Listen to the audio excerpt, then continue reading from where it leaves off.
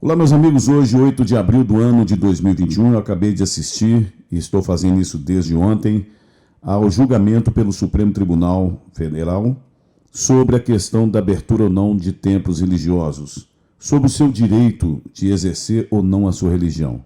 O que, a princípio, seria garantido pela Constituição. Nós tivemos aí, infelizmente, a votação de 9-2, ou seja, voto vencido. E, no caso, o Supremo Tribunal Federal manteve o fechamento dos templos religiosos por tempo, talvez até indeterminado. Tempos estranhos. Eu sou Marcelo Maran, estou falando aqui dos estúdios do Primeira Linha Web Rádio, localizado na cidade de Sete Lagoas, Minas Gerais. De Sete Lagoas para Minas, para o Brasil e para o mundo. E eu volto já comentando sobre a votação de cada ministro para vocês. Fiquem ligados. Todo mundo tá ligado. Todo mundo tá ouvindo. Pois é, meus amigos, Pimenta nos Olhos, estamos de volta e, como eu disse no início, nós estamos em tempos misteriosos. É a luta da luz contra as trevas.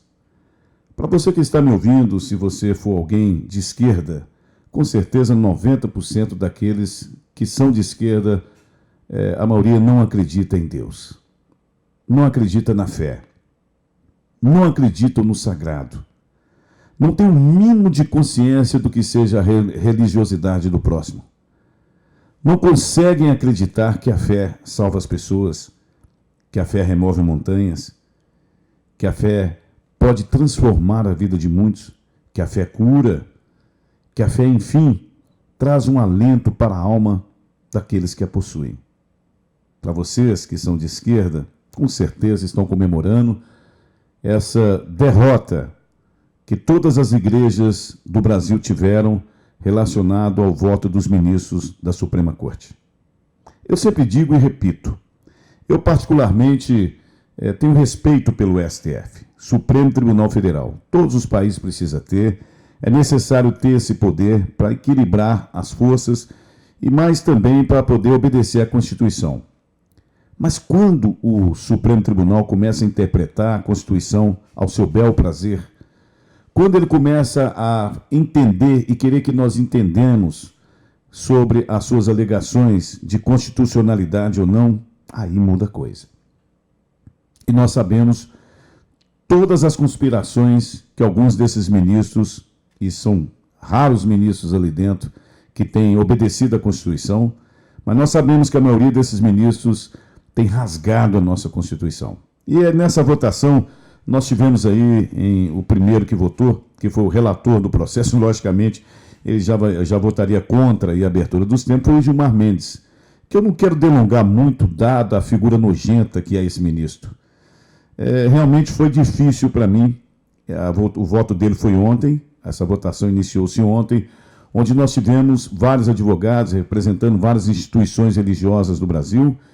E, por fim, após todas as dissertações, inclusive a dissertação, nós tivemos lá do ministro que apresentou a defesa pela abertura das igrejas, que seria o Nunes Marques, né? Após essas falas, nós tivemos, portanto, aí o ministro Gilmar Mendes, e não se poderia esperar outra coisa a não ser o vomitar de ódio pela sociedade, pelo ser humano, pela religião e principalmente pelo governo, porque ele é um militante e um líder ali no Supremo tentando colocar nas costas da presidência da República, do governo federal, toda a responsabilidade das quais faz parte o voto deles.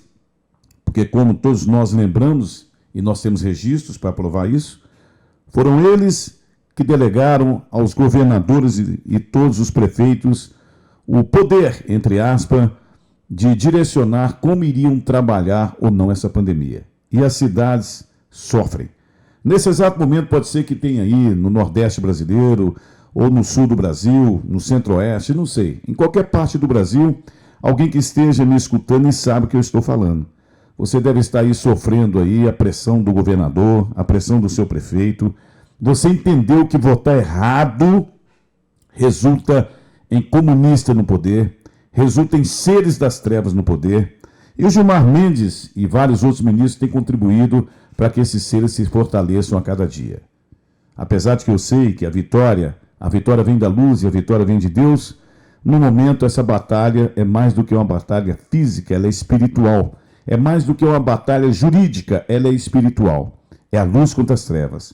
Então, sem muita delonga, já vou pular o ministro Gilmar Mendes, que foi o relator, e que, obviamente, ele deixou bem claro, mais uma vez para toda a população, que ele não luta pela vida.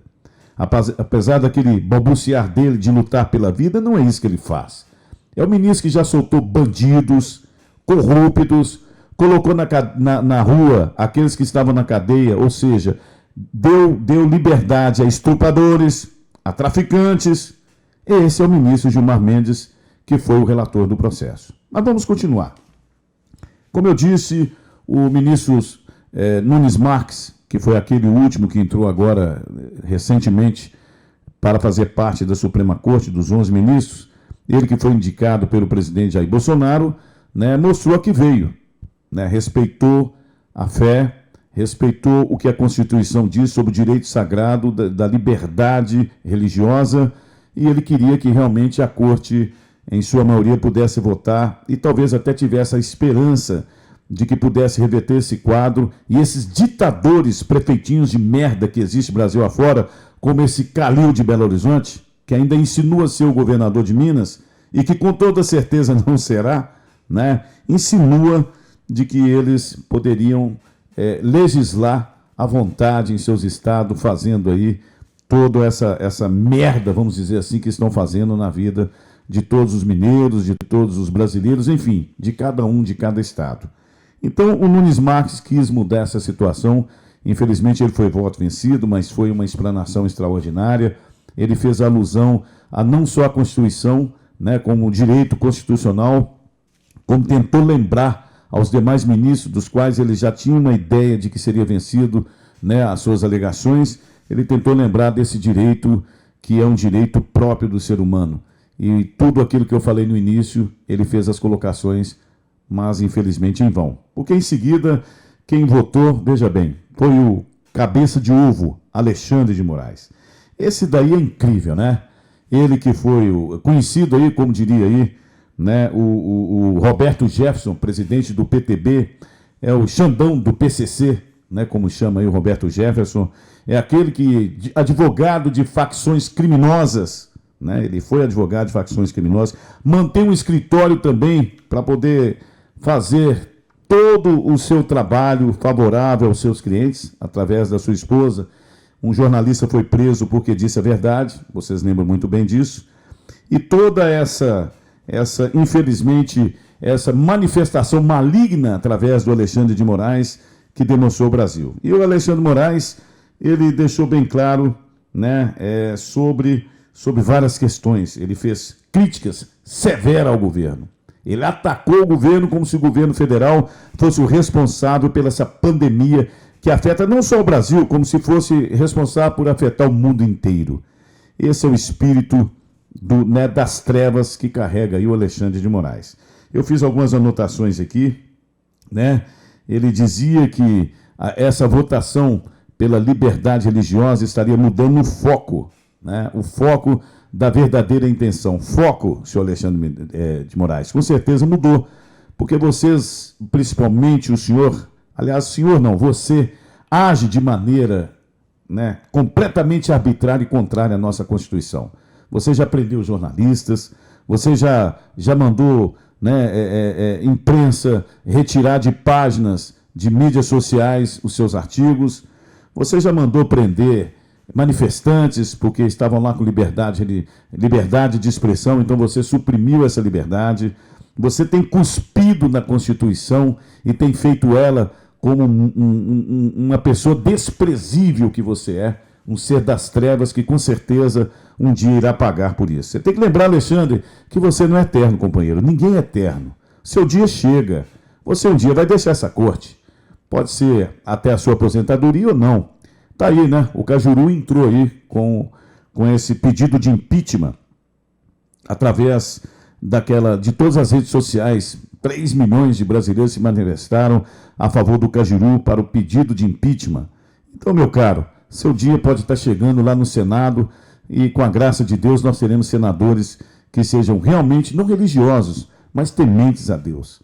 Porque você não precisa ser religioso para temer a Deus, no bom sentido da palavra, de acreditar que Deus é um Deus bom. Deus não é vingativo, mas existe um termo que sempre a gente carrega com a gente. Aqui se faz, aqui se paga, viu, Alexandre? E você falou sobre, repetindo aí, né, as falas de que deveria se verificar também o direito dos ateus de não ser religiosos. Você tentou fazer umas comparações absurdas, né? Sendo que o tema, aí você realmente mudou o foco, sendo que o tema seria a abertura dos templos religiosos dentro daquilo que fosse sugerido dos cuidados que se deve ter em uma pandemia. Enfim, suas colocações foram absurdas, é até difícil comentar, tanta fala ignorante, que você nem falar, você sabe falar direito, né? Você se tornou ministro por um favor aí do Michel Temer, né? É incrível, um homem como você chegar ministro, né? Mas infelizmente nós temos outros lá que, de certa forma, pode se comparar a você da maneira como chegaram.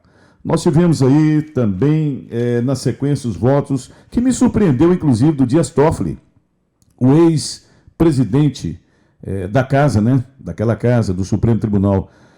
Poucas palavras, eu acho que não chegou nem a 1 minuto. O Dias Toffoli simplesmente foi contra, né? Foi a favor, aliás, foi contra o fechamento dos templos religiosos, a favor do que solicitava aí o ministro Nunes Marques. Então, me surpreendeu, ele não comentou nada, eu ainda estou por analisar isso. Caramba, né? O que eu posso dizer para o Dias Toffoli? Nada, né? É que você deve estar tentando consertar alguns erros graves que você fez no passado. Ou então está ajustando suas contas com Deus. Mas, de qualquer forma, muito obrigado, né, por ter lembrado que a fé ela não se mistura com o desejo daqueles que querem acabar com a religiosidade do próximo. Vai lá, na sequência, a Carmen Lúcia, nossa senhora, a Carmen Lúcia disse que o sofrimento é enorme e que ela tem uma grande solidariedade pelas pessoas, falou de vítimas, falou que, mas também não deixou de dar sua pontada de ataque ao governo federal, né? Ela falou sobre soluções que deveriam ter feito, soluções administrativas que não foram feitas, dando a cutucada no governo federal, se esquecendo, ministra Carmen Lúcia, que vocês votaram para que governadores e prefeitos fossem os atores de ditar as regras em suas cidades e em seus estados. Vocês se esqueceram, mas agora querem colocar no colo do presidente, porque você faz parte dessa panelinha do Gilmar Mendes, que tenta, de alguma forma, encontrar uma fórmula para tirar do poder ou trazer aí a um impeachment, né, do nosso presidente Bolsonaro, eleito de forma democrática pela maioria dos brasileiros. Pois é, você falou uma série de coisas, você lembrou aí os jornalistas, né, exaltando os jornalistas, dizendo que eles têm feito um papel de levando informações sobre a Covid, quantas pessoas morreram, né, essa coisa mórbida que você deve estar acompanhando, né, e deve estar anotando no papelzinho de quantas pessoas morreram,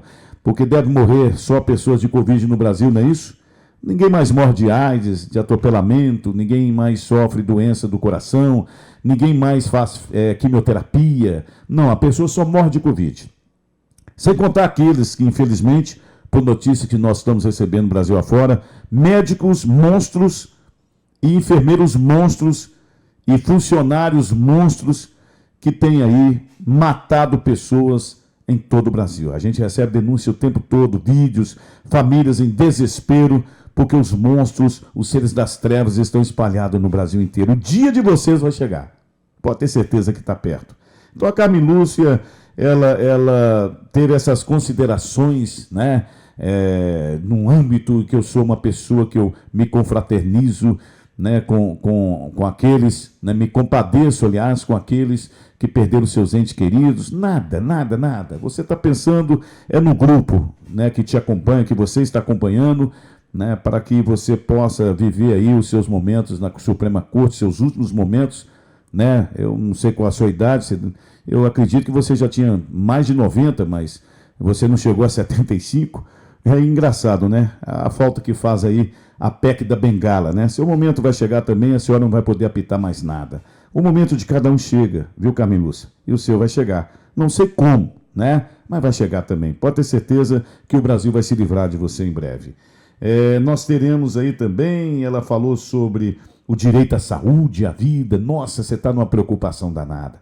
Porque até agora eu não vi julgamento nenhum com ênfase da Corte Suprema sobre esses médicos empregados, funcionários, enfermeiros monstros que estão matando as pessoas Brasil afora. Sobre esses prefeitos que são os verdadeiros genocidas, sobre esses governadores malucos, comunistas, que são verdadeiros genocidas. Até agora você não chegou até para vocês aí nenhum desses processos, mas vai chegar. E nós iremos aí cobrir como vocês vão agir. Apesar que a gente já sabe como vocês vão agir, né? Então sempre tem uma saída para aqueles que fazem parte das trevas, porque vocês estão aí a serviço delas. Vamos na sequência aqui, o Lewandowski, esse aí, pelo amor de Deus. Para resumir, ele cumprimentou a Carmen Lúcia. Nossa, só faltou beijar as mãos da vampira brasileira. Meu pai do céu, né? Aí o que o Lewandowski fez? Lembrou a Segunda Guerra Mundial e falou que naquela época, se as pessoas estivessem com o ataque da Gestapo da Alemanha na Europa, se as pessoas estivessem unidas, seria alvo fácil para as bombas dos alemães. Olha o Lewandowski, que bacana, é um cara extremamente preocupado com a população brasileira. É incrível, quase chorei nesse momento. É incrível. E ele ainda falou que as pessoas devem se contentar com o virtual, que existe rede para isso. Então, Lewandowski nos levou a acreditar que virtualmente você pode receber uma hóstia para você que é um católico, que você poderá receber uma unção para você, talvez evangélico, ou qualquer outra religião, né, que é praticada no Brasil. Então, faça isso virtualmente que vai dar certo, tá? Então, é tudo virtual. O que nós acreditamos ser aí a nova ordem mundial comandada por comunistas e seres das trevas. Os ministros da Suprema Corte do Brasil estão aí ajudando para que isso aconteça. Vai saber. Aí depois veio a vez do Edson Fachin. Nossa Senhora. Esse daí disse que nós não podemos, né, que tem que se abster dessa pretensão religiosa de se praticar cultos entre as pessoas. Na verdade, esse daí foi bem enfático. Ele é completamente contra, não por esse momento, pode acreditar, ele é contra qualquer momento. Ele é contra a religião. É outro ativista ali dentro, é uma pessoa que realmente é um negacionista, mas negacionista ao nome de Deus, não acredita em Deus, mas ele acredita no demônio, né? Alguma coisa ele acredita nas trevas, porque Fachin é outro, que nós sabemos faz parte das trevas. Então ele deixou brincar aqui, né, a posição que as pessoas têm que rezar em casa, né? Fica em casa. O negócio dele fica em casa, né? Sem contar que ele começou a falar mal também do governo. Ele só não cita o nome do presidente, né? Mas eles sempre querem colocar no colo da presidência da República, porque esse é o desejo dos ministros, de alguns senadores, governadores, prefeitos, né, e deputados, de que se mude a presidência da República, que se coloque novamente lá um ser das trevas, né, que eles estão preparando. Eu não diria que é o anticristo, porque o anticristo está muito acima do nosso país. Ele vai vir lá da Europa, né, mas infelizmente mais um ajudante do anticristo. Mas o Brasil não é só religioso não, viu, cambada de urubu. O Brasil é um país abençoado por Deus, é um país que vai salvar o mundo em sua crença nesse ser maior, nesse que tudo nos fornece, nesse que não castiga ninguém, porque não é castigo de Deus essa doença, podem acreditar que não é. Isso aí foi o demônio, logicamente, vamos dizer assim, entre aspas, que colocou isso, né, na humanidade para provar a fé de cada um. Então vamos entender dessa maneira, tá? Vamos entender dessa maneira, mas esse é um outro assunto. Em seguida veio o Barroso, ministro Barroso, que, entre aspas, eu tenho até uma certa admiração do Barroso pela sua capacidade e até pela sua educação nas suas palavras. Esse aí mede as palavras, apesar que o voto dele também foi pelo fechamento, mas ele foi de uma maneira muito educada, fazendo as suas colocações, dizendo aí as suas posições, né?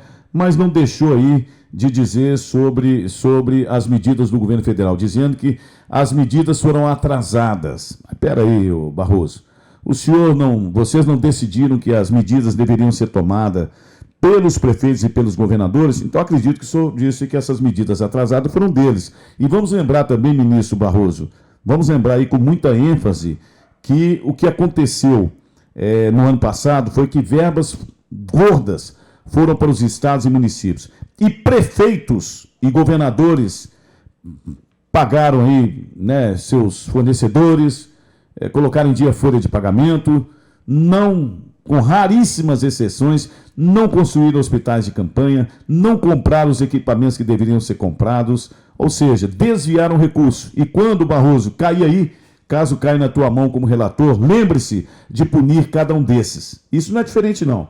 Eu estou aqui na cidade de Sete Lagoas e nós temos aqui pelo menos 2 vereadores que estão aí querendo que o prefeito se explique onde está o recurso, já que estamos vivendo aqui momentos difíceis também dessa pandemia. Mas esse também é um outro assunto que a gente vai gravar em breve com esses vereadores que estão aí contra o prefeito Duílio de Castro de Sete Lagoas. Mas vamos aí seguindo. O Barroso, então, falou, citou até Karl Marx, para vocês terem uma ideia, né? Falou sobre fé e ciência, fez um resumo, ou seja, o Barroso é muito inteligente. Eu acredito que é o mais inteligente daquela corte, sem dúvida nenhuma. O Barroso é muito inteligente, muito capacitado e muito educado, né? Eu não vou aqui desprezá-lo pelo voto dele contrário à abertura, não, porque ele merece lá os seus méritos. Ele em alguns momentos na Suprema Corte, ele teve decisões importantes favoráveis ao Brasil, né? Então, foi esse o voto do Barroso. Nós tivemos a Rosa Weber, essa dá nojo igual da Carmen Lúcia, meu Deus do céu.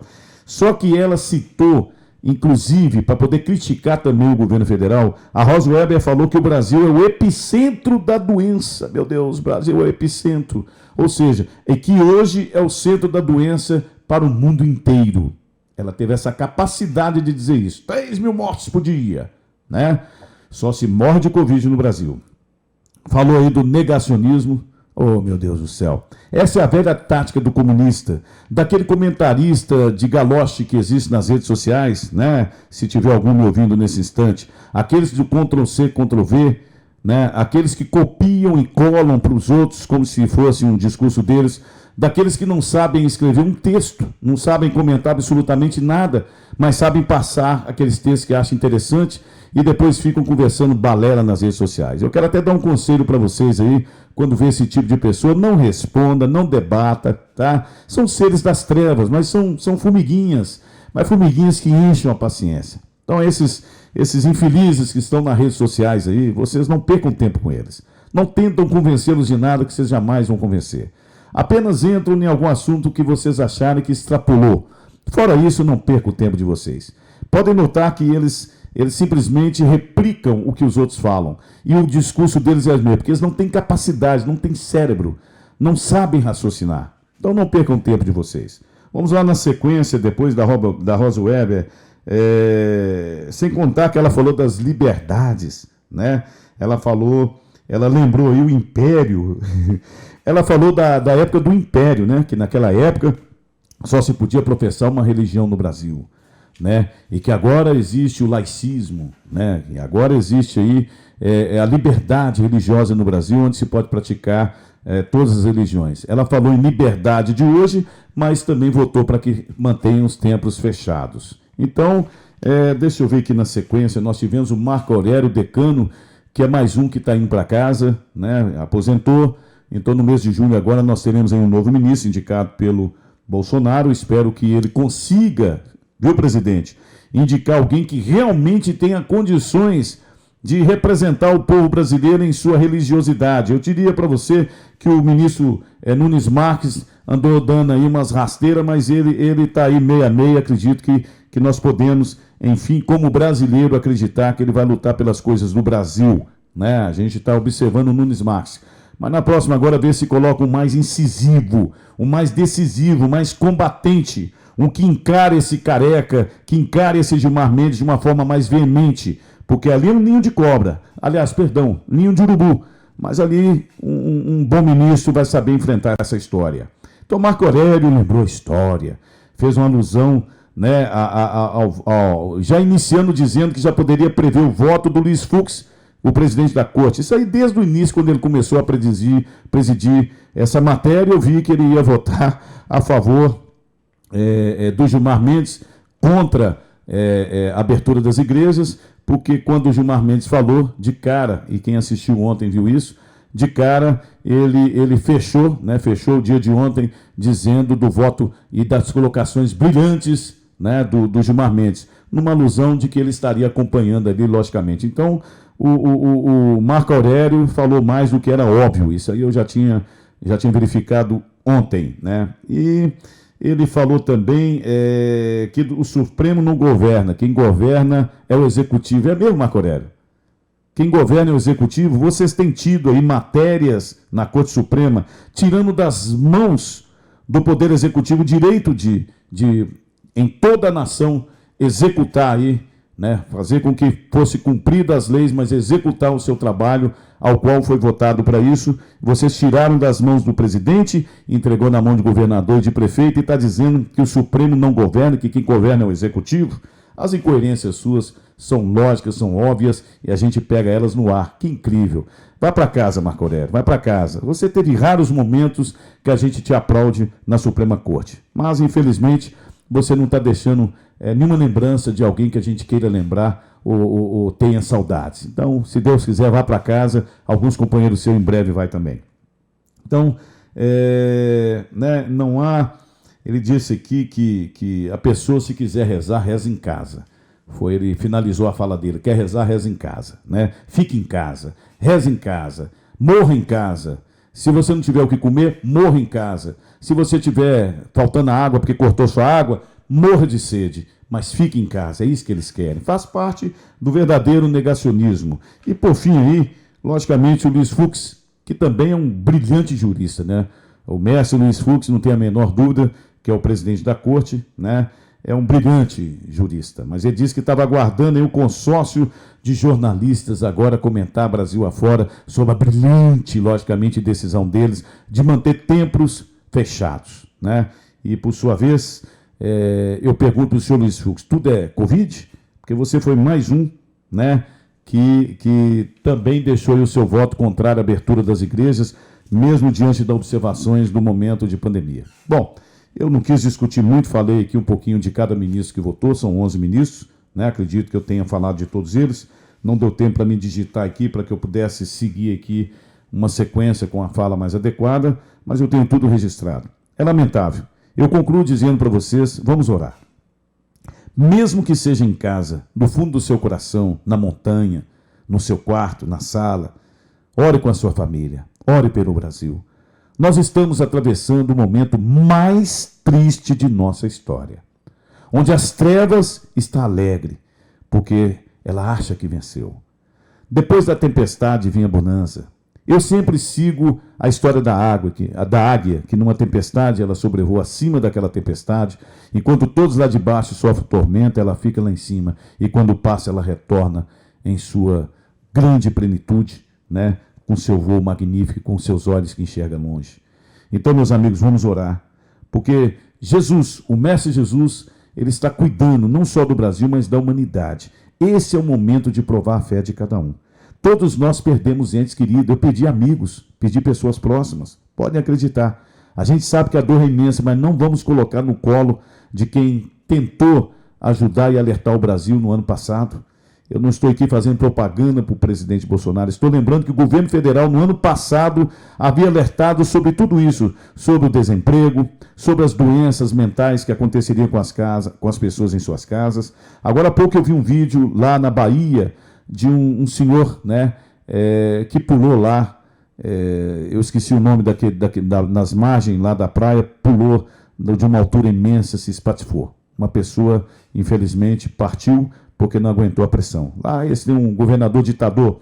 O nosso aqui em Minas Gerais, ele está meio ditador, tentando seguir aquele crápula do Dória, né? Nós temos um prefeito em Belo Horizonte extremamente ditador, e temos aqui em Minas Gerais várias cidades de prefeitinhos de merdas, ditadores de meia galocha, né? Dos quais nós venceremos também. Orem pelo Brasil e aprendam a votar, sabe? Vamos aí, né, a Marcha da Família, que vai ser agora nesse final de semana, em todas as capitais brasileiras. E para vocês que são de Sete Lagoas, dia 21 de abril, dá numa quarta-feira, a partir das 16 horas, eu estarei aguardando vocês ali na feirinha da Lagoa Paulino. Eu, juntamente com vários amigos, com várias pessoas ligadas ao Movimento Liberal Conservador de Sete Lagoas, faremos uma carreata acompanhada de um trio elétrico até proximidades do Quarto Gai, onde faremos uma vigília. Pediremos que as Forças Armadas possam dar apoio ao presidente para que ele faça uma intervenção federal no Brasil e a gente consiga colocar prefeitos, governadores e tantos outros que estão destruindo o nosso país, dentro, logicamente, do que compete à nossa Constituição e à lei, colocá-los no devido lugar, na cadeia, alguns devolvendo o dinheiro que gastaram indevidamente e outros que roubaram na cadeia. É isso aí, meus amigos. Fiquem com Deus, que graças a Ele a vida continua. Eu peço a vocês que estão aí no canal do YouTube, se não se inscreveram, se inscreva. Peço aos amigos para se inscreverem no canal, para que nos entusiasme a fazer mais vídeos. E para vocês que estão aí no Facebook, muito obrigado, compartilhe. Eu sei que esse vídeo não agradou, né, a muitos, porque tem pessoas que Deus não vale absolutamente nada para eles, mas essas pessoas não me importam. Esse vídeo eu fiz é para você que acredita em Deus, que tem fé. Fique com Deus, que graças a Ele a vida continue. Vamos em frente, porque o Brasil, minha gente, o Brasil precisa da gente. Forte abraço.